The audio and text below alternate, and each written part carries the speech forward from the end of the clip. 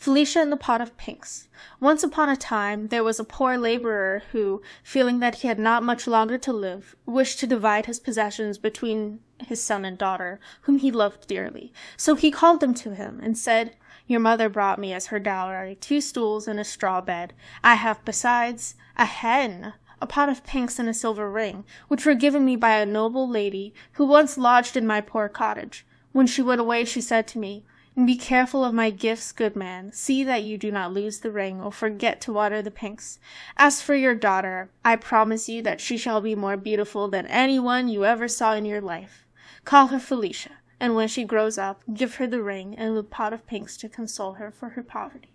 Take them both then, my dear child,' he added, 'and your brother shall have everything else.'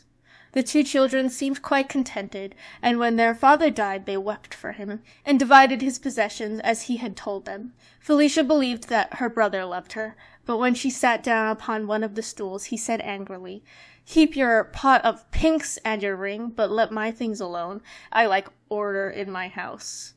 Felicia, who was very gentle, said nothing, but stood up crying quietly, while Bruno, for that was her brother's name, sat comfortably by the fire. Presently, when supper time came, Bruno had a delicious egg, and he threw the shell to Felicia, saying, 'There, that is all I can give you. If you don't like it, go out and catch frogs. There are plenty of them in the marsh close by.' Felicia did not answer, but she cried more bitterly than ever, and went away to her own little room. She found it filled with the sweet scent of the pinks, and going up to them, she said sadly, "Sami ware an wan gatarst. Sami wares. Sami rin forces to the one Jubileal Sinelin Lapton Denchin. In that falls one the Balham scene, Felicia at Lane and Stamps, and Garden Dun and Stabby and Bell and Century Twin Sea Save. To Fania took it in Son Humpy. Now Molina in Stacy, Long Air, Lapton the Shady, Stan Shida, Nomina Shay, and Low Petty Minutes in it, wine for flooded, and 9, now think that they on thing. Now in the thin sort of the Silla I pet on the shadow. She had only lot, and the Tigalas of Angelisha knew not then the sunny, but other than Tiffany's name, dancing and chorus and the flowers let us in, and Dan has Natia, sending the Camalas forever, borders like Dido, the Pico Sail, either Santa and Santa and Sinida, your fair household and Selby, other each other for life, and salute them to that. She never the Golsham for that, so I will assert that fellow. Young, well, the designer has silver bananian, the net is a person, she been like that, the young one. I don't see anything so for a world on the solid shirt he goes, or sit to that Jonina and the toilet. I bet that at the near, well, you mumble from the side of the father of Rayava, the silver sail, mumbles of the side for. "What are you doing here, my pretty child?" asked the queen. "Are you not afraid of robbers?" "Ah, madam," said Felicia, "a poor shepherdess who has nothing to lose does not fear robbers." "You are not very rich, then?" said the queen, smiling. "I am so poor," answered Felicia, "that a pot of pinks and a silver ring are my only possessions in the world." "But you have a heart," said the queen. "What should you say if anybody wanted to steal that?" "I do not know what it is like to lose one's heart, madam," she replied, "but I have always heard that without a heart one cannot live. And if it is broken, one must die. And in spite of my poverty, I should be sorry not to live." "You are quite right to take care of your heart, pretty one," said the queen. "But tell me, have you supped?" "No, madam," answered Felicia. "My brother ate all the supper there was." Then the queen ordered that a place should be made for her at the table, and herself loaded Felicia's plate with good things. But she was too much astonished to be hungry. "I want to know what you were doing at the fountain so late," said the queen presently.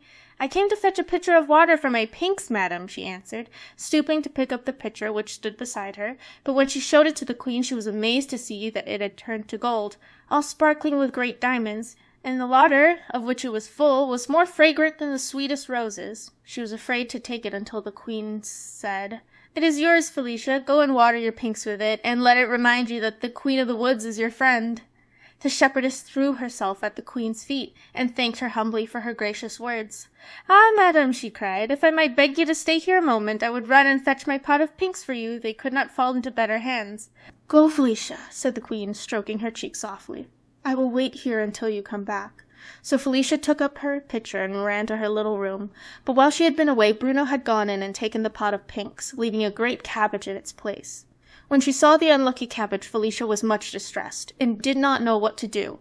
But at last she ran back to the fountain, and kneeling before the queen, said, "Madam, Bruno has stolen my pot of pinks, so I have nothing but my silver ring, but I beg you to accept it as a proof of my gratitude. But if I take your ring, my pretty shepherdess," said the queen, "you will have nothing left, and what will you do then?" "Ah, madam," she answered, "simply, if I have your friendship, I shall do very well." So the queen took the ring and put it on her finger, and mounted her chariot, which was made of coral studded with emeralds, and drawn by 6 milk-white horses. And Felicia looked after her until the winding of the forest path hid her from her sight, and then she went back to the cottage, thinking over all the wonderful things that had happened. The first thing she did when she reached her room was to throw the cabbage out of the window. But she was very much surprised to hear an odd little voice cry out, "Oh, I am half killed," and could not tell where it came from, because cabbages do not generally speak. As soon as it was light, Felicia, who was very unhappy about her pot of pinks, went out to look for it, and the first thing she found was the unfortunate cabbage. She gave it a push with her foot, saying, "What are you doing here, and how dared you put yourself in the place of my pot of pinks?" "If I hadn't been carried," replied the cabbage, "you may be very sure that I shouldn't have thought of going there." It made her shiver with fright to hear the cabbage talk, but he went on. "If you will be good enough to plant me by my comrades again, I can tell you where your pinks are at this moment, hidden in Bruno's bed." Felicia was in despair when she heard this, not knowing how she was to get them back. But she replanted the cabbage very kindly in his old place, and as she finished doing it, she saw Bruno's hen, and said, catching hold of it, "Come here, horrid little creature. You shall suffer for all the unkind things my brother has done to me." "Ah, shepherdess," said the hen, "don't kill me. I am rather gossip, and I can tell you some surprising things that you will like to hear. Don't imagine that you are the daughter of the poor laborer who brought you up. Your mother was a queen who had 6 girls already, and the king threatened that unless she had a son who could inherit his kingdom, she should have her head cut off. So when the queen had another little daughter, she was quite frightened, and agreed with her sister, who was a fairy, to exchange her for the fairy's little son. Now the queen had been shut up in a great tower by the king's orders, and when a great many days went by, and still she heard nothing from the fairy, she made her escape from the window by means of a rope ladder, taking her little baby with her. After wandering about until she was half dead with cold and fatigue, she reached this cottage. I was the laborer's wife, and was a good nurse, and the queen gave you into my charge, and told me all her misfortunes, and then died before she had time to say what was to become of you.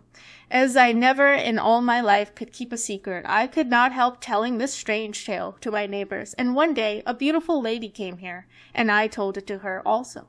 When I had finished, she touched me with a wand she held in her hand, and instantly I became a hen, and there was an end of my talking. I was very sad, and my husband, who was out when it happened, never knew what had become of me. After seeking me everywhere, he believed that I must have been drowned, or eaten up by wild beasts in the forest. That same lady came here once more, and commanded that you should be called Felicia, and left the ring and the pot of pinks to be given to you. And while she was in the house, 25 of the king's guards came to search for you, doubtless meaning to kill you. But she muttered a few words, and immediately they all turned into cabbages. It was one of them whom you threw out of your window yesterday." I don't know how it was that he could speak. I have never heard either of them say a word before, nor have I been able to do it myself until now. The princess was greatly astonished at the hen's story, and said kindly, "I am truly sorry for you, my poor nurse, and wish it was in my power to restore you to your real form. But we must not despair. It seems to me, after what you have told me, that something must be going to happen soon. Just now, however, I must go and look for my pinks, which I love better than anything in the world." Bruno had gone out into the forest, never thinking that Felicia would search in his room for the pinks, and she was delighted by his unexpected absence, and thought to get them back without further trouble. But as soon as she entered the room, she saw a terrible army of rats, who were guarding the straw bed, and when she attempted to approach it, they sprang at her, biting and scratching furiously. Quite terrified, she drew back, crying out, "Oh, my dear pinks, how can you stay here in such bad company?" Then she suddenly bethought herself of the pitcher of water, and hoping that it might have some magic power, she ran to fetch it, and sprinkled a few drops over the fierce-looking swarm of rats. In a moment not a tail or a whisker was to be seen. Each one had made for his hole as fast as his legs could carry him, so that the princess could safely take her pot of pinks. She found them nearly dying for want of water, and hastily poured all that was left in the pitcher upon them. As she bent over them enjoying their delicious scent, a soft voice that seemed to rustle among the leaves said, "Lovely Felicia, the day has come at last when I may have the happiness of telling you how the flowers love you and rejoice in your beauty." The princess, quite overcome by the strangeness of hearing a cabbage, a hen, and a pink speak, and by the terrible sight of an army of rats, suddenly became very pale, and fainted away. At this moment in came Bruno. Working hard in the heat had not improved his temper, and when he saw that Felicia had succeeded in finding her pinks, he was so angry that he dragged her out into the garden and shut the door upon her. The fresh air soon made her open her pretty eyes, and there before her stood the Queen of the Woods, looking as charming as ever. "You have a bad brother," she said. "I saw he turned you out. Shall I punish him for it?" "Ah, no, madam," she said. "I am not angry with him. But supposing he was not your brother, after all, what would you say then?" asked the Queen. "Oh, but I think he must be," said Felicia. "What?" said the Queen. "Have you not heard that you are a princess? I was told so a little while ago, madam, but how could I believe it without a single proof?" "Ah, dear child," said the Queen, "the way you speak assures me that, in spite of your humble upbringing, you are indeed a real princess, and I can save you from being treated in such a way again." She was interrupted at this moment by the arrival of a very handsome young man. He wore a coat of green velvet fastened with emerald clasps, and had a crown of pinks on his head. He knelt upon one knee and kissed the Queen's hand. "Ah," she cried, "my Pink, my dear son, what a happiness to see you restored to your natural shape by Felicia's aid." And she embraced him joyfully. Then, turning to Felicia, she said, "Charming princess, I know Lehen told you, but you cannot have heard that the Zephyrs, to whom was entrusted the task of carrying my son to the tower, where the Queen, your mother, so anxiously waited for him, left him instead in a garden of flowers, while they flew off to tell your mother. Whereupon a fairy with whom I had quarrelled changed him into a pink, and I could do nothing to prevent it. You can imagine how angry I was, and how I tried to find some means of undoing the mischief she had done, but there was no help for it. I could only bring Prince Pink to the place where you were being brought up, hoping that when you grew up he might love you, and by your care be restored to his natural form. And you see everything has come right, as I hoped it would. Your giving me the silver ring was the sign that the power of the charm was nearly over, and my enemy's last chance was to frighten you with her army of rats. That she did not succeed in doing. So now, my dear Felicia, if you will be married to my son, with this silver ring your future happiness is certain. Do you think him handsome and amiable enough to be willing to marry him?" "Madam," replied Felicia, blushing, "you overwhelm me with your kindness. I know that you are my mother's sister, and that by your art you turned the soldiers who were sent to kill me into cabbages, and my nurse into a hen, and that you do me only too much honor in proposing that I shall marry your son.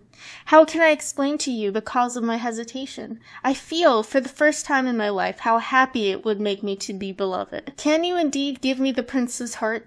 It is yours already, lovely princess," he cried, taking her hand in his. "But for the horrible enchantment which kept me silent, I should have told you long ago how dearly I love you." This made the princess very happy, and the Queen, who could not bear to see her dressed like a poor shepherdess, touched her with her wand, saying, "I wish you to be attired as befits your rank and beauty." And immediately the princess's cotton dress became a magnificent robe of silver brocade, embroidered with carbuncles, and her soft dark hair was encircled by a crown of diamonds, from which floated a clear white veil. With her bright eyes and the charming color in her cheeks, she was altogether such a dazzling sight that the prince could hardly bear it. "How pretty you are, Felicia!" he cried. "Don't keep me in suspense, I entreat you. Say that you will marry me." "Ah," said the Queen, smiling, "I think she will not refuse now." Just then Bruno, who was going back to his work, came out of the cottage, and thought he must be dreaming when he saw Felicia, but she called him very kindly, and begged the Queen to take pity on him. "What?" she said, "when he was so unkind to you?" "Ah, madam," said the princess, "I am so happy that I should like everybody else to be happy too." The Queen kissed her, and said, "Well, to please you, let me see what I can do for this cross Bruno." And with a wave of her wand, she turned the poor little cottage into a splendid palace, full of treasures. Only the 2 stools and the straw bed remained just as they were, to remind him of his former poverty. Then the queen touched Bruno himself, and made him gentle and polite and grateful, and he thanked her and the princess 1,000 times.